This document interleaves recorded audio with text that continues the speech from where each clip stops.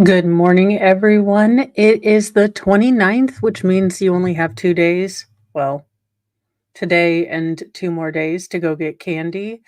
I've spent more money than Mr. Mo knows about candy. But, we are in a neighborhood where everyone assumes that we have a lot of money. And if a couple of bags of candy help, kids who don't have a whole lot have a fun night, I'm willing to spend a little more to make sure everyone gets some candy from us. Good morning, Wolfram. Thank you for doing your mod stuff. Welcome, Photo Lady 12 and Tammy Bogard and Tammy and Janie J, Audio Coffee. Welcome, everyone. Our first story is there was a real life vampire that was considered so dangerous in the past that she was padlocked inside her own grave with a sickle at her neck. Thank you. This is one of my favorite wigs, but I've realized that when I'm trying to get stuff done, I put my hair up, so it's not, when you have get long hair wigs so you can have long hair and then you put it up anyway.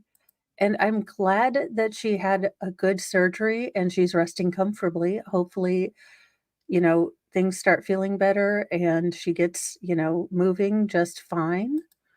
Good morning, Captain Kern.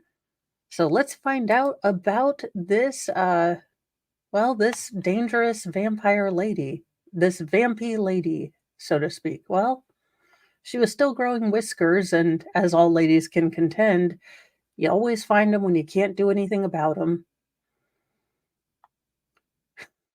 They were serious. That is, yes, in fact, a sickle, making sure she didn't rise from the dead.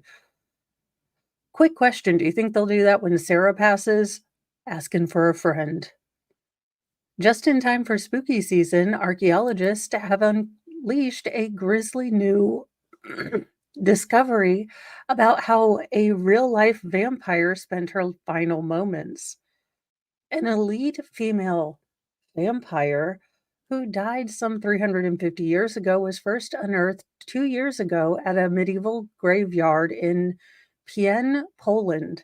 Dubbed Zosia by researchers, new illustrations of what the 18-year-old vampiress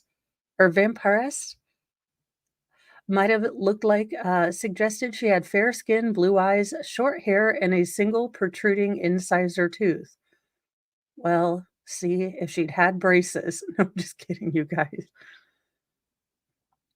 Zosia was also laid to rest with a silk cap on her head, which signifies she was of high social status, but her rank wouldn't have saved her from being accused of being evil. Of 100 other skeletons at the gravesite, only hers was covered with a sickle across her neck and a giant padlock on her toe. Professor Darzusk Polinsky, who has recently led research on Zosia with a study partner Magda Zadargoskia, told the Daily Mail it can be assumed that for some reason those burying the woman were afraid that she would rise from the grave. Perhaps they feared she was a vampire or a witch. I mean, I'm just saying, we need to take precautions when she shuffles off this mortal coil. The sickle was not laid flat, but placed on the neck in such a way that if the deceased had tried to get up, it would most likely have, hurt her neck or cut her head off completely. Yes. Yes, that seems to be the case. Oh, well, she doesn't look too evil to me, but she did have short brown hair. Does she drink during the day often? Just asking for a friend. Both of the doctors worked with Oscar Nielsen, a facial recognition expert who took a digital scan of her skull and made a copy using a 3D printer. He used clay to mold new muscles on her face as well as silicone to give it new skin. Bone scans examined by medical investigator Dr. Heather Edgar of the University of New Mexico found an abnormality in Zosia's breastbone. The abnormality suggests that there might have been a physical deformity that caused her great pain. Marked this person to others in a negative way, being the reason she was feared as being a vampire before she was sacrificed and buried. With the Swedish-Polish wars ensuing during the time of her death, researchers believe it's possible that she was Swedish and considered an unwanted outsider. About 30 of the 100 graves were found with signs of being restrained, which ultimately led to the site's nickname, Field of Vampires. uh, Polinsky said that the cemetery was specifically for people that were excluded from the community. However, all the graves were left unmarked and there were no written records regarding the body. Among other graves include a partially exhumed child, a woman with advanced syphilis, a pregnant woman, and a man with a child's corpse at his feet. Some of the bodies were face down, some were weighed down with stones, and other had coins in their mouth. Ways to protect against the return of the dead, including cutting off heads or legs, placing the deceased face down to bite into the ground, burning them, or smashing them with a stone. Zoya having a sickle over her neck suggests that she was feared the most by those who unalived her. According to Smithsonian Magazine, Eastern Europeans initially became fearful of vampires in the 11th century, believing that some people who died would claw their way out of the grave as blood-sucking monsters that terrorized the living. Well, thank God they never lived to see the Kardashians. Imagine what they would have made of that. By the 17th century, unusual burial practice had become common around Poland in response to a reported outbreak of vampires. Where is Buffy when you need her? Uh, Both of the researchers plan to return to do more excavations, including a nighttime excavation using fluorescent lights that could uncover new bodies. The latest findings about Zosia, the real life vampire, are now a subject of a two-part documentary called Field of Vampires, which will air on Sky History on October 29th, so tonight, and then November 5th at 9:30 or 9 p.m. So if you want or have, Sky History, that might be something to look at. Now, a monster of our more current time, allegedly. I have to say allegedly, but let's be real. If I had my power, I would already trebuchet this man into the sun. Allegedly. Sean Diddy Diddler Combs is hit with another horrifying grape suit, including one involving a 10-year-old boy. Quote, do some stuff to you don't want, or do some stuff you don't want. This case just keeps getting grosser and grosser. Here, I like the pictures of him where he looks a little bit, well, his eyes are close together and inbready. I don't wanna make Lord Chippy sick, that's why he's going directly into the sun. Let's see, Sean Diddy Diddler Combs has been accused of two more horrifying grapes in the latest round of lawsuits against him, including one alleged attack involving a 10-year-old boy. The other alleged victim was 17. One of the two new accusers claims he met the disgraced music mogul in 2005 when he was just 10 and trying to make it as either an actor or rapper, according to a lawsuit filed in Manhattan Supreme Court on Monday. The then boy's parents had hired a consultant and were told to fly to New York City to meet with some music industry insiders, and then were connected with Combs, who offered to meet the boy for an audition, the complaint says.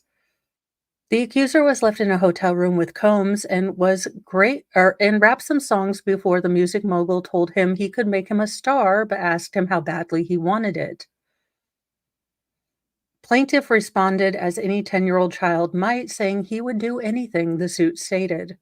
He was then handed a soda by Combs and shortly after began to feel a little funny. Combs then allegedly pushed the boy down and told him, you have to do stuff you don't want to do sometimes, before taking out his dongle and telling him to kiss it, forcing him to perform a mouth hug as the boy froze in terror. The boy then blacked out, and when he came to, he found his pants around his ankles and that his behind hurt very badly. After the boy asked for his parents, Combs allegedly threatened to hurt them badly if he ever told anyone about what happened. The boy eventually did tell his parents, but they withheld reporting the incident over fear of repercussion from Combs. When the child became racked with depression that plagued him for life, he battles fears and night terrors regularly. In short, the plaintiff was deprived of a normal childhood and is unable to react or interact with others and live a normal life in general due to his encounter with the defendant, the document states. The second suit involves a man who said he was raped by Combs when he was a 17-year-old contestant trying out for a reality show called Make the Band in 2008.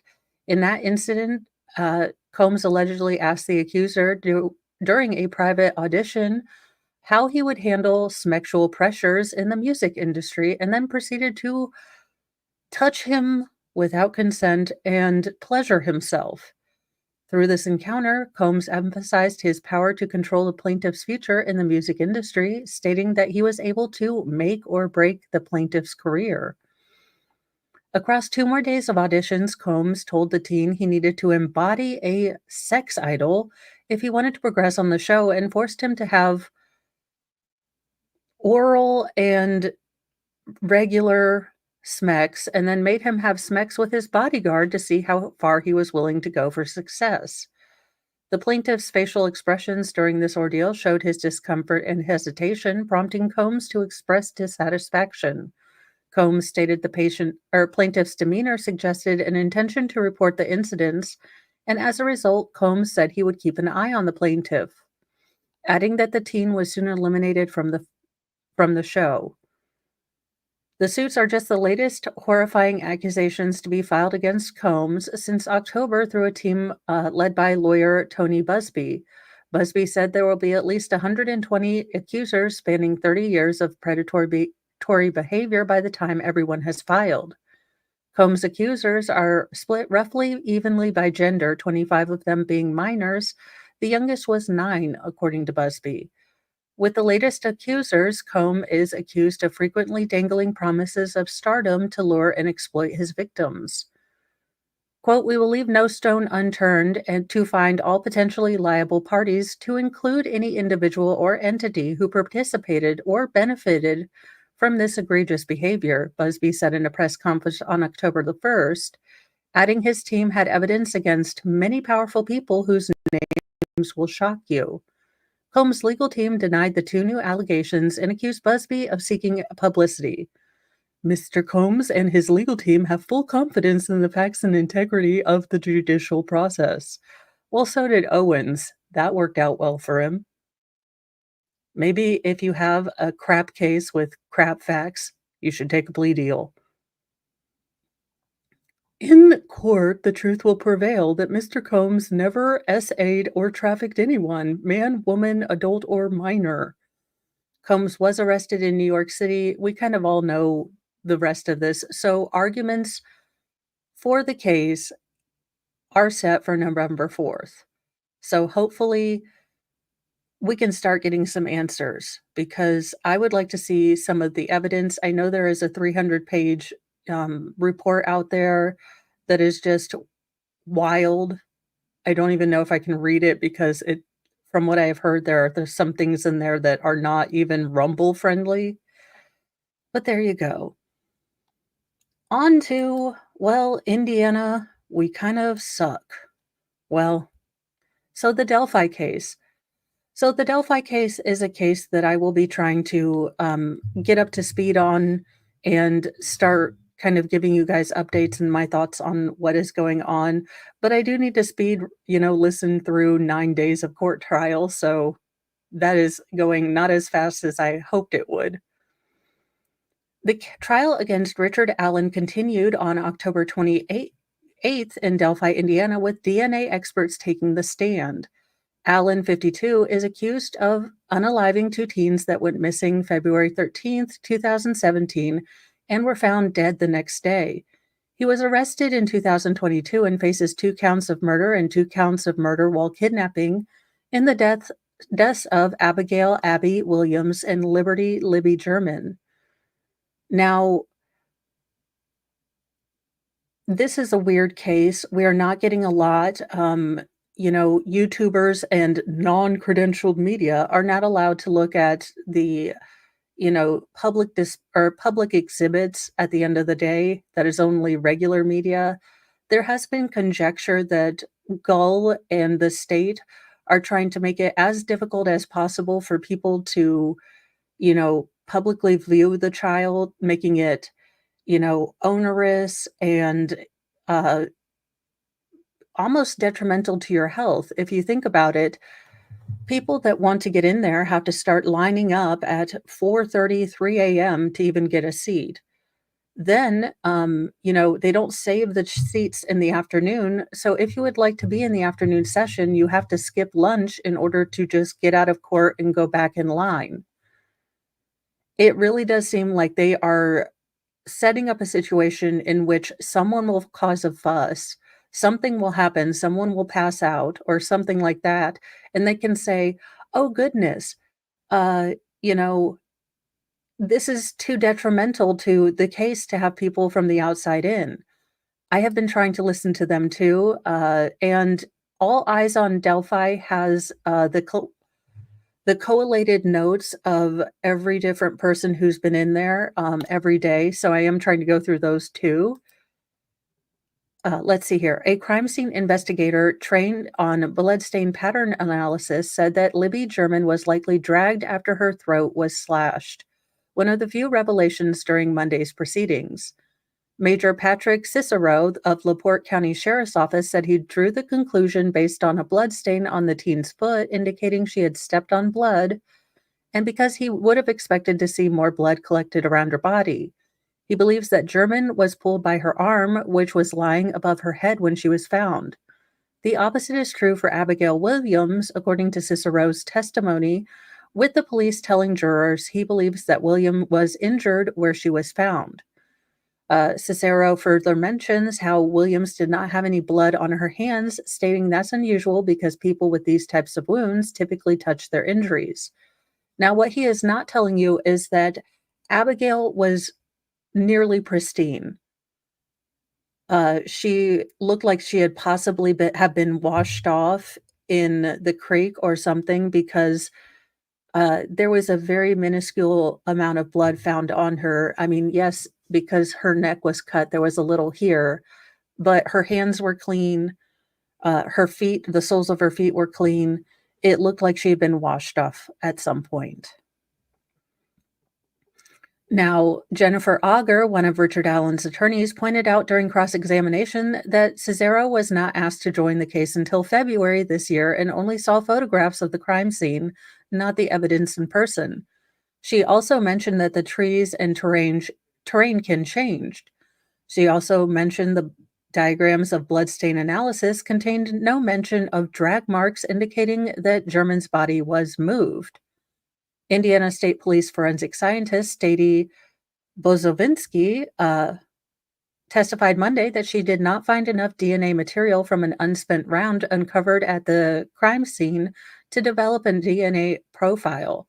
She also specializes in paternity or kinship analysis, testified she took a swab of the entire surface and tried to collect any potential skin cells, but said it was difficult to obtain a DNA sample from such a small item. Prosecutors have alleged, and the Indiana State's firearm examiner testified last week, that the unspent round had been cycled through the same Sig Sauer Model P226 40 caliber, force multiplier that Allen owned. The problem with that is, guys, that the cycled chamber or the cycled round that was the control, they couldn't get the marks to match up unless they fired the cartridge. It's absolutely not the same thing. They are comparing apples to oranges, and these marks and tool mark investigations are subjective. All it takes is a text saying this lines up and this lines up, and I'm not trying to diminish text, but this is not, 100% repeatable science. You can have two different analyzers find two different things. This is not something that is repeatable. If you guys enjoy LawTube, go look at Runkle. He has had a challenge out for I think 2 years of a, ballistics analyst being able to, confidently match each round to whichever firearm was, used, and no one has taken up the challenge. Now, the DNA analyst also testified that she did not find evidence that the teens were SA'd. She did take samples from the girls that did not find, they didn't find sperm, but there were traces of male DNA found. So, very interesting stuff. I'm trying to get, since this was yesterday, there are certain kind of discrepancies coming from different people who were in there, and they didn't send things to other labs. They had 7 years to test the hair that was found on in Abigail Williams' hands. They didn't do that. That hair, though, did turn out to be, from Kelsey Siebert, or Libby's older sister. So, again, these are not things that you're gonna get on mainstream media. So I would encourage you to listen to Defense Diaries, to Andrea Burkhart, to, oh gosh, she's blonde and she's a lawyer, and I am having a brain fart. But there are other, people also taking care and giving out this information. Now, Judge Gold decided to be a mega thunder cow. Lawyer Lee, thank you so much, Disney nerd. I was like, "It's not lawyer you know, it's not, the lawyer you like. What is it?" Uh, Judge Gold decided to scold people falling asleep in the courtroom audience. "I don't conduct court in your bedrooms," Gold said. If you stream this, we could all be in our bedrooms. "I would appreciate you not sleeping in my courtroom." Gosh, she is turning into a little Cartman, isn't she? It's unclear who is falling asleep. People have been camping out overnight to try to get seats for the trial that has gained international attention. She is such a butt monkey, and if there is going to be a reason why this case is overturned, Goal will be behind it. The state Supreme Court should have removed this judge. Yes, Defense Diaries, and I did not know that. I will tell you guys that, I am attempting to broaden my horizons and listen to more people, and I just need about 15 more hours in the day, and I will be able to catch up with everything.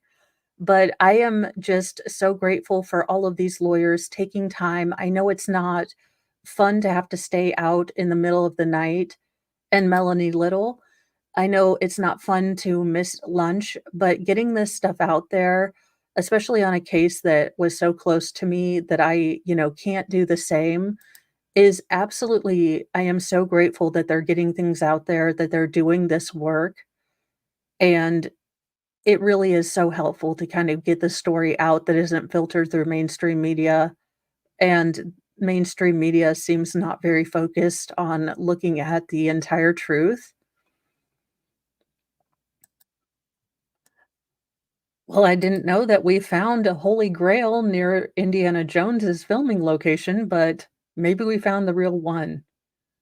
Scientists revealed the truth about quote unquote Holy Grail cup found at the famed Indiana Jones filming location. Well, I mean, that looks like, to quote Harrison Ford playing in Indiana Jones, that looks like a cup that a carpenter would use. It's like discovering an alien on the set of Independence Day. Archaeologists have revealed the provenance of the iconic quote unquote Holy Grail cup, discovered alongside 12 human skeletons at the exact location in Jordan where Indiana Jones and the Last Crusade was filmed. Not actually the vessel for immortality, the chalice is actually a standard drinking cup used by the ancient Nabitans, an advanced people who inhabited the ancient Jordanian city of Petra thousands and thousands of years ago. It's a humble jug, not a cup, offering the drinker eternal life, wrote UK archaeologist Claire Isabella Gilmore in the conversation, dismissing comparisons to the iconic biblical relic. The ceramic artifact was exhumed in August along with the aforementioned deceased dozen and another and other artifacts that the 2,000-year-old tomb beneath Kasneth, the famed ancient treasury in Petra, Jordan. The groundbreaking discoveries were made by Dr. Pierce Paul Chrisman, Executive Director of the American Center of Research, in collaboration with Josh Gates from the Discovery Channel's Expedition Unknown. When the so-called Grail was found, it was held by one of the 12 skeletons evoking the chalice that Jesus drank from in the Last Supper. However, perhaps to the chagrin of Bible buffs, the beverage container is actually just a textbook example of Nabitan pottery, experts reveal. Well, I mean, there were 12 people around it. I mean, that's a coinky dink.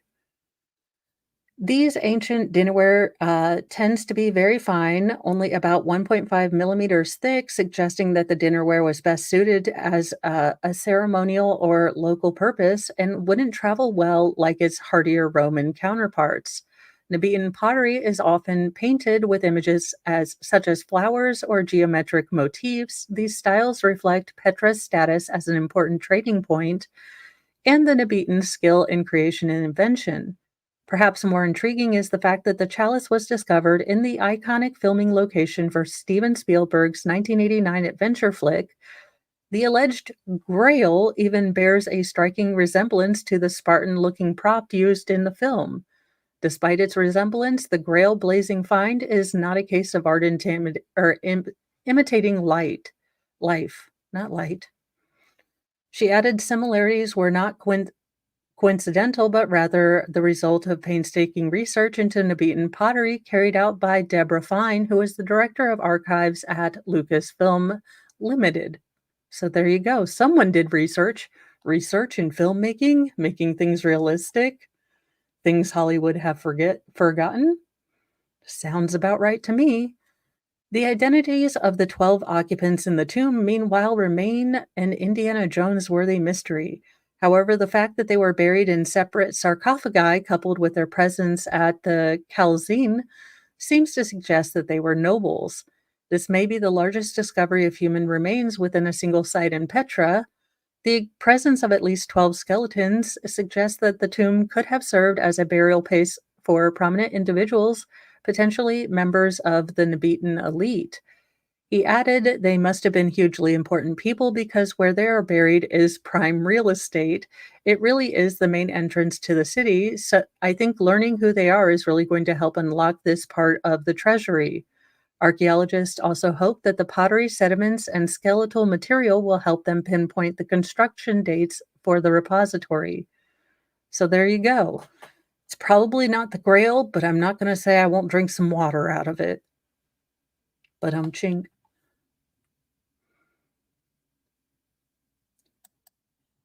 Well, I mean, it's better than we were playing hide and seek, but, you know, probably don't pretend you were being attacked by a bear. I mean, what is your defense attorney going to do with this one? Murder suspect with a stolen ID called 911 pretending to be a hiker who fell off a cliff running from a bear. I mean, it's original, I'll give you that. In a case with several layers of alleged deception, Tennessee authorities say a man called 911 claiming to be a hiker who fell off a cliff while running from a bear. But Monroe County investigators said that while they did find a dead body, this was not the real caller. The caller was actually Nicholas Wayne Hamlet, 45, they said. He is now wanted for first-degree murder out of Monroe County. The suspect, who is known for allegedly using various aliases, also has a criminal history. He was sentenced in 2012 to 20 years in prison after being charged with holding a man at force multiplier point, trying to hit him with a baseball bat. Sarah, your new husband, is awaiting, and attempting to bury him alive. Sir, could you get any more felonies in one, particular crime? In that case, he used the alias Joshua Jones at one point. Now he's on the lam, authorities say. Authorities say that on October 18th at approximately 11:34 a.m., Monroe County E911 got a call transferred from their Polk County counterparts regarding a quote unquote distressed hiker who claimed to be a man by the name of Brandon Andrade. He advised the dispatcher that he had fallen off a cliff while running from a bear, they wrote, and the distressed caller claimed that he was injured and partially in the water.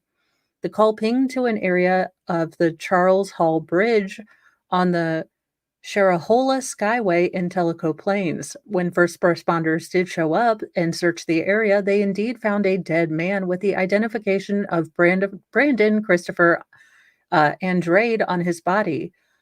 But when law enforcement dug deeper, they learned that he was not Andrade and that the ID had been stolen and used multiple times elsewhere. They claimed that Hamlet had been using the ID and was wanted out of Alabama on parole violations. Mr. Hamlet used a false name when he was speaking with law enforcement in Knox County, Tennessee, after the distressed hiker call.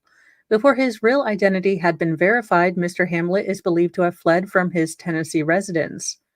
Investigators do not know the victim's identity. They're working on figuring it out. For now, they're calling him John Doe and plan to release a sketch in their efforts to learn the truth about who he is and what happened to him. Monroe County deputies describe Hamlet as standing 5 feet 7 inches and weighing 170 pounds with brown hair and blue eyes. They do consider him armed and dangerous, so if you do see him, please call the police. Don't try to go, full Dirty Harry with him. And hopefully they figure out who this unfortunate man is that he looks like he, in fact, murdered, because holy crow, who does this kind of stuff?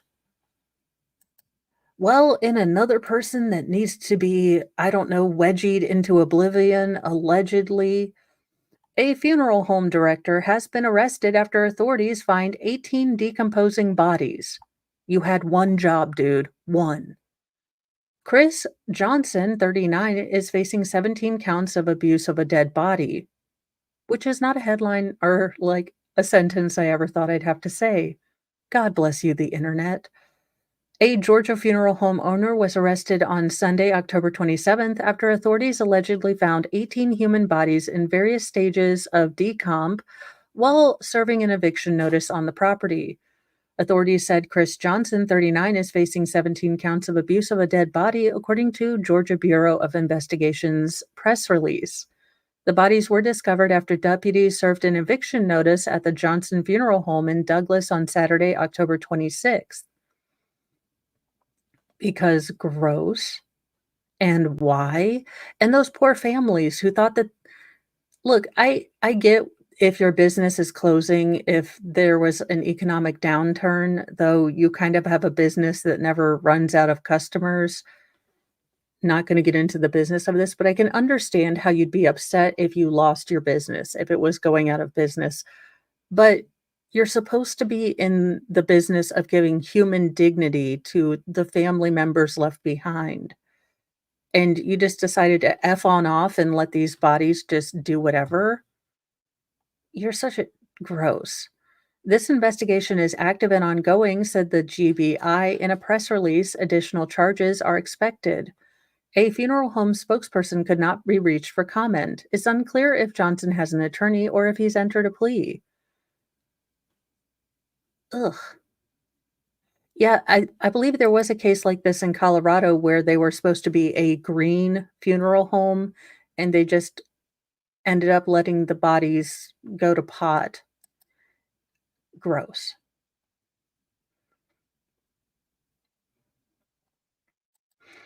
Well, if you like iced tea, and who doesn't?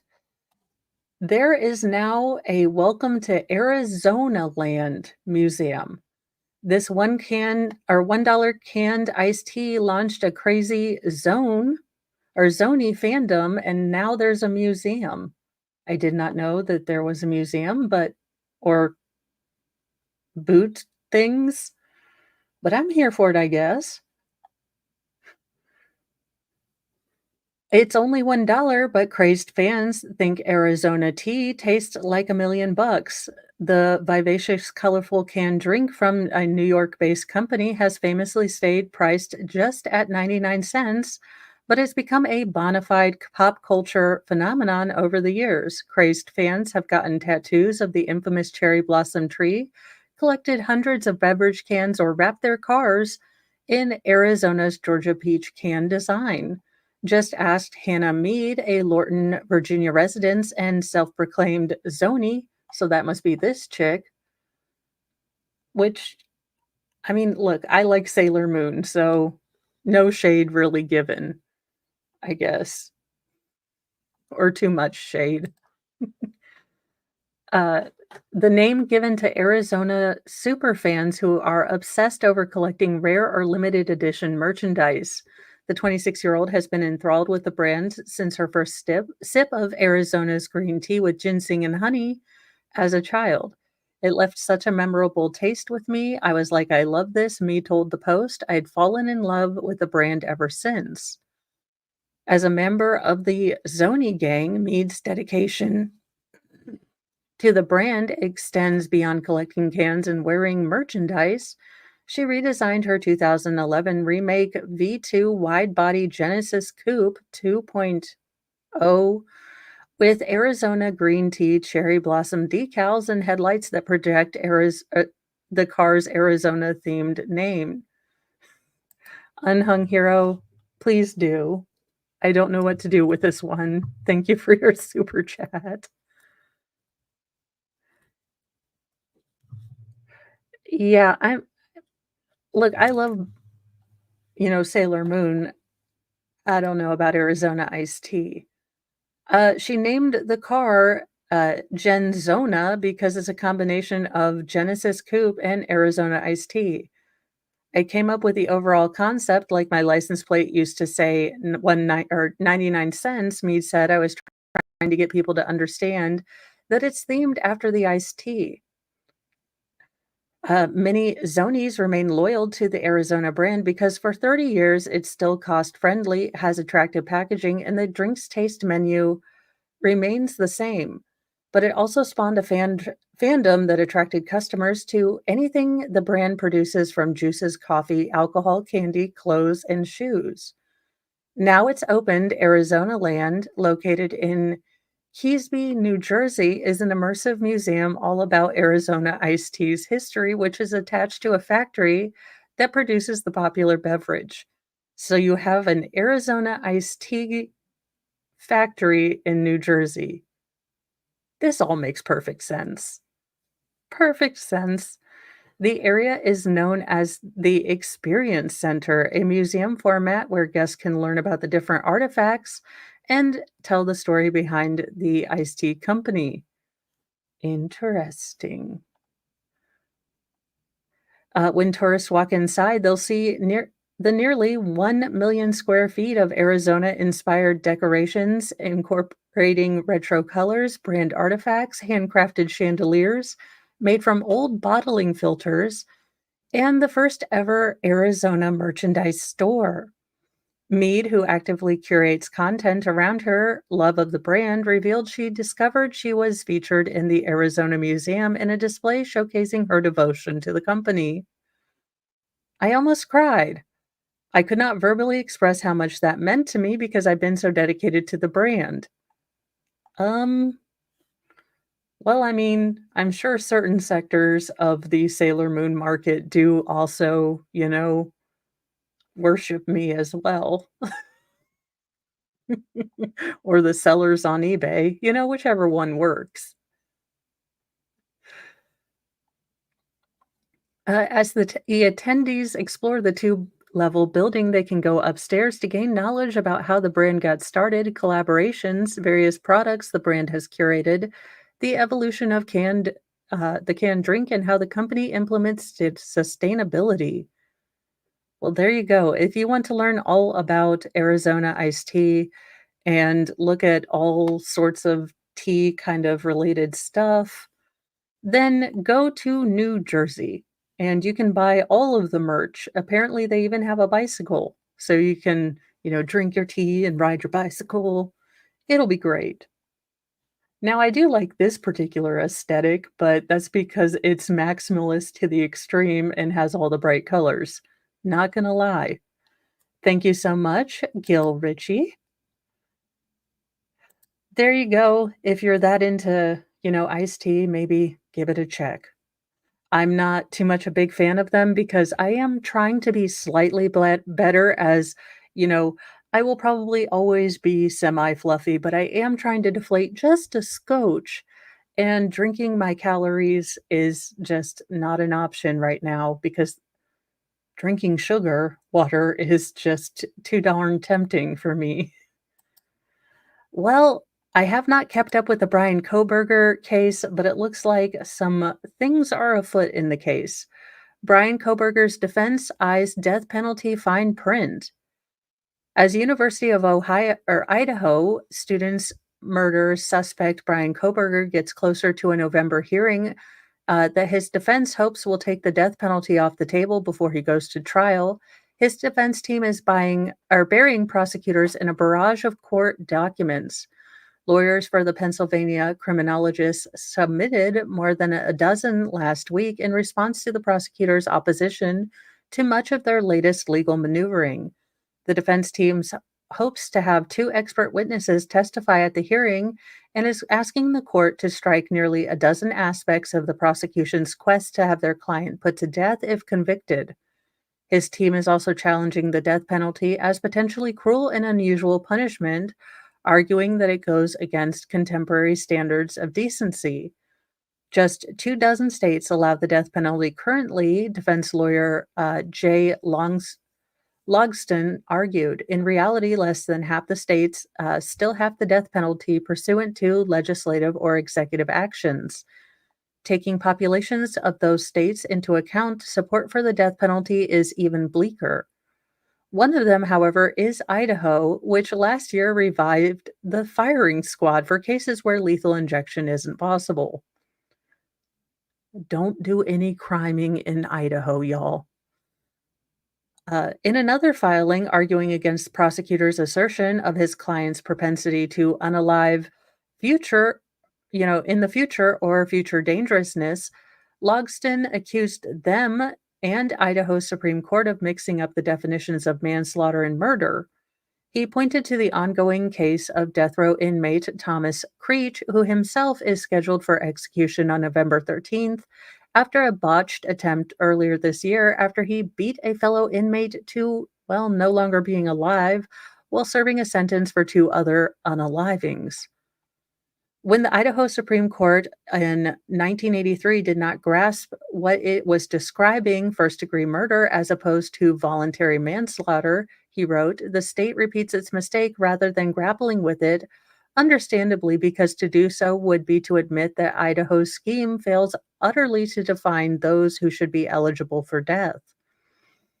Under Idaho law, prosecutors have 60 days after Koberger's arraignment on May 22nd, 2023, to announce they would seek the death penalty upon conviction if they intended to.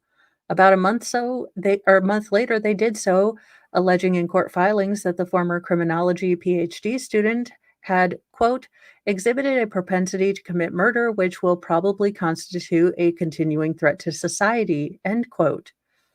Koberger is accused of killing Madison Mogen, 21, Kate Lee Goncalves, 21, Zaina Kernoodle, 20, and Ethan Chapin, 20, at 4 a.m. on November 13th, 2022. All four were staying in a six-bedroom home just steps away from the University of Idaho campus.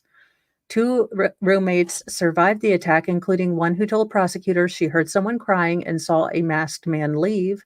Detectives found a K-bar knife sheath under Mogen's body, which prosecutors alleged in court filings had Koberger's DNA on the snap. Koberger was studying for a PhD in criminology at neighboring Washington State University, less than 10 miles from the crime scene. He has a master's degree in criminal justice from DeSales University in Pennsylvania. The judge has entered not the guilty pleas on behalf of him and his arraignment, and his trial is expected to begin next year. So I will be completely honest with you guys. I have not even really looked at this case. There are some cases that just get super huge, and everyone's talking about them, and for some odd reason, that just makes me not wanna look at them. So I do need to look at this case, I do need to kind of get up to speed on it, but I will be honest, this case, and it could be that I have 2 girls that in the next 2 years are looking to go to college, and this is every parent's nightmare, and I just didn't want to dive into that when we have Sarah Boone to get into, who is, well, a nightmare, but, she didn't hurt any children, and I'm kind of okay with, not looking at a parent's worst nightmare sometimes. Well, in a sad, sad note, but I think we all kind of knew this was going to happen, there was an abrupt goodbye to the Gorilla Goldfish Aquarium beneath a leaky Brooklyn fire hydrant. I know I had reported on this a couple of times, but it looks like the state has finally, well, shut this S down. A makeshift aquarium that popped up this summer in a puddle beneath a leaky fire hydrant has been paved over to the dismay of neighbors who turned the area into a hangout spot and a goldfish shrine. The city's Department of Environmental Protection has long said that the dribbling hydrant created a safety hazard. Workers filled the earthen area that formerly held the puddle Friday morning, and yellow tape cordoned off a patch of freshly poured concrete around the repaired hydrant, leaving it looking like the city's smallest ever crime scene. "Oh my God," said Sophia Talavera, her hands raised to her head as she looked at the spot. "People actually took their time and their money to make it beautiful. This is literally the community coming together." The so-called Bed-Stuy Aquarium, named after the surrounding Brooklyn, neighborhood of Bedford and, Stuyvesant, was formed when a leaky hydrant carved a shallow pool next to a tree bed on a residential street, and residents filled it with store-bought goldfish. The pond was controversial from the start. Some of the fish were rescued over the summer by people worried about their welfare. That angered others who said the fish were fine and restocked the pool and set up watch. After media attention and some donations, organizers kept building out the site, adding signage, decoration, and seating. A bootleg sign designed to look like an official Parks Department plaque read Bed-Stuy Aquarium, and a telephone pole was painted with palm-sized goldfish surrounded in blue. The pond was easy for tourists to find after it became searchable on Google Maps. Two visitors from California who came to the site Friday morning said they had planned to send pictures to friends in Los Angeles who were obsessed from afar. "Now we have to break the news," said Adam Aguilar, a virtual artist. His friend laid a bouquet of flowers next to two flickering candles at an impromptu memorial site. "It always seemed inevitable that the fish would eventually have to be removed. The fire department needs hydrants to be in working order, and winter was coming." Fire officials fixed the hydrant Tuesday, but residents quickly replenished the pond with water and fish. Videos on social media showed testy exchanges between locals and fire department workers and police protection for the cement layers. The Department of Environmental Protection said in a statement that it was, quote, looking forward to working with the community members to find an appropriate alternative location for this impromptu gem, adding this allows us to keep New Yorkers safer by ensuring that previously leaking fire hydrant does not freeze over and become inoperable. The remaining goldfish were removed and placed in a bucket, the department said. "We saved the fish, we put them in a bucket, we saved America." Could we I mean, look at this. This looks so much fun. They did s I mean, from what they had, and look, I know that, yeah, it's winter is coming, but look at how many people got involved, talked to their neighbors, made a beautiful thing out of, a disaster. And yeah, I know that the hydrants are important. I just wish that they had come up with an alternative of where to do kind of an impromptu koi pond or something before they, threw the fish in a bucket. Some residents expressed optimism that the pond could be moved to a nearby community garden, while others are holding out for converting a derelict storefront on a block corner to an indoor aquarium and hangout space. Now that would be cool. Organizers most involved in those efforts declined to comment. On his way to work, John Fryer passed the site and joked to a friend, "Does anyone have a jackhammer?" He paused to try to draw a goldfish in the wet concrete. Across the street, an employee in an environmental protection truck warned him not to do anything, with a long honk backed up by a police officer in another vehicle. Can't they just let us have they can't just let us have anything, can they? I can't believe Eric Adams, Fryer said, referring to the city's mayor. Yes, you need fire hydrants, people. Let's work on that indoor aquarium hangout place. Let's work on that.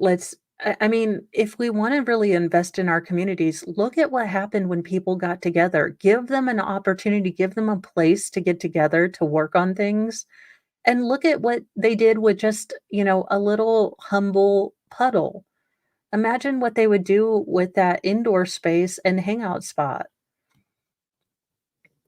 Officials have sometimes clashed or negotiated with residents over the use of fire hydrants, long commandeered to create cool off spray zones during hot summer months.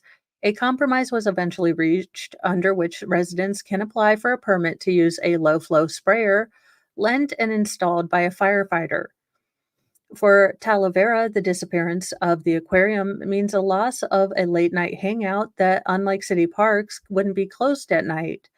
After New York City Liberty won the WNBA national championship recently, uh, she posted a grainy image of a fire hydrant to Instagram. It read, "Last night was so awesome, I had to go to the aquarium to celebrate." So it's I hope they can work something out, and I do have to show you guys something that will be added to the display, although I am trying to stay minimalistic. I found something at Walmart. Now I need to paint it, but we have our mini Moral Hornicorn pony.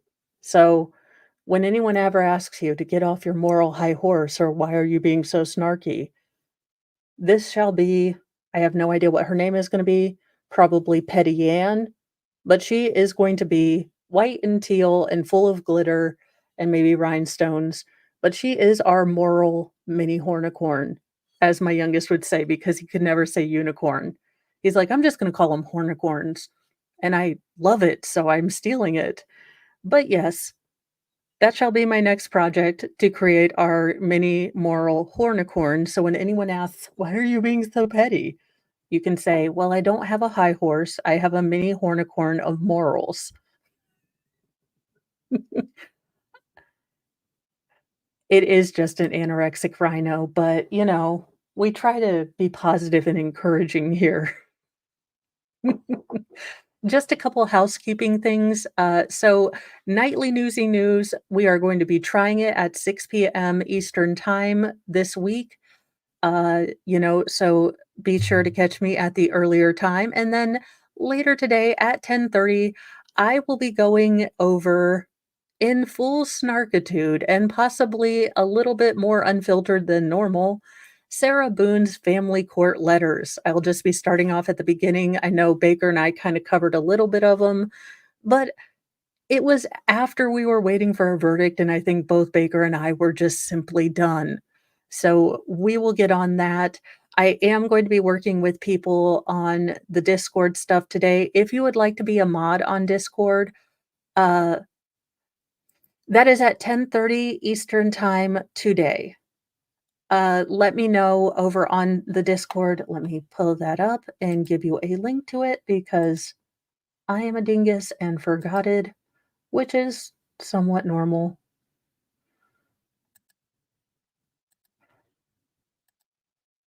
Oh, I don't wanna do that, you dingle computer. Don't listen to what I'm clicking to. You know I don't know what I'm talking about. This is the Discord address, so if you would like to be if you feel like you have, the time and you wanna mod stuff on there, I'm going to learn how to make people mods and things like that, uh, which I naively thought was going to be exactly like YouTube, so I would kind of know what I was doing. Turns out I have no idea what I am doing, which is kind of par for the course. But if you would like to do that, I will be setting up more channels where we can chit chat about different trials and things like that.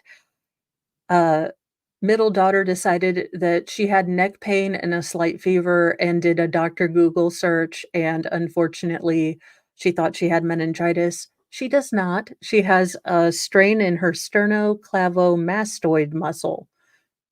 Probably mix those up at some point, but she does not have meningitis, which is great, but I had to go to Walmart 3 times because I didn't get the right ice packs to help her ice.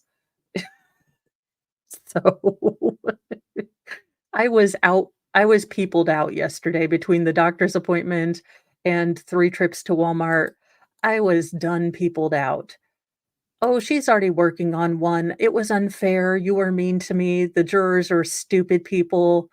You know, if you had gotten people of, my caliber, we would have been able to figure this out." So, have a wonderful day. I will see you guys in just a little bit. Get some snacks, get a emotional support drink if you're able. It can be a mocktail too, no judgment. Uh, and then I will see you guys in just a little bit. So, see you guys really soon. Bye.